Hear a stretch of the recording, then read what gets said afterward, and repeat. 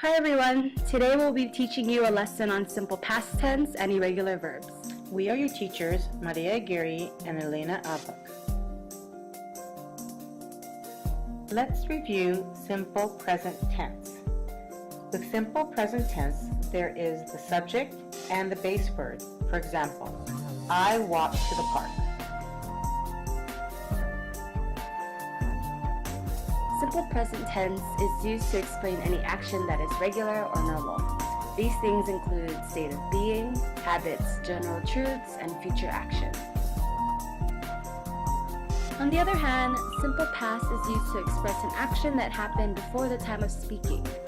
Simple past sentences are used with time expressions that point to a specific time when an action happened. Some of these time expressions include yesterday, a long time ago, then. And for simple past sentences, there is a subject, a base verb, and a suffix ending ed.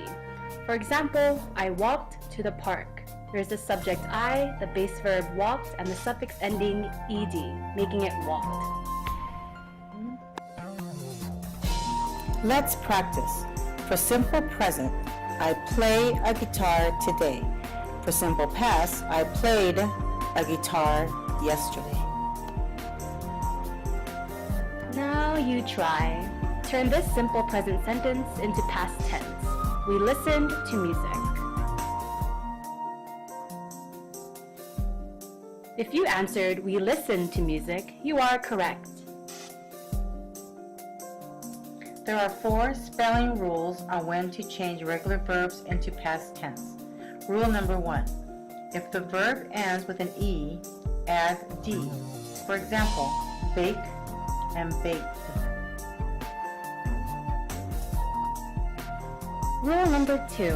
If the verb ends with a consonant, add ed. For example, the word start ends with a consonant T, so we add ed. Started. Rule number 3. If the verb ends with a Y, change the Y to I and add ed. For example, study. Drop the Y, add the I, and ed. I studied with all these books. And for our last rule, if the verb ends with a vowel and a consonant, double the consonant and add ed. For example, clap.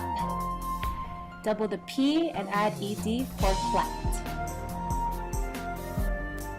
We have just shared the 4 spelling rules on how to change regular verbs into past tense. But English also has a number of irregular verbs. Some verbs do not follow the subject, base verb, and ed structure. These verbs are also called irregular verbs. Let's take a look at the verb get. You would think that get would be getted, but the irregular verb tense for get is got. For example, the present tense is I get happy when it rains. The past tense is I got happy when it rained.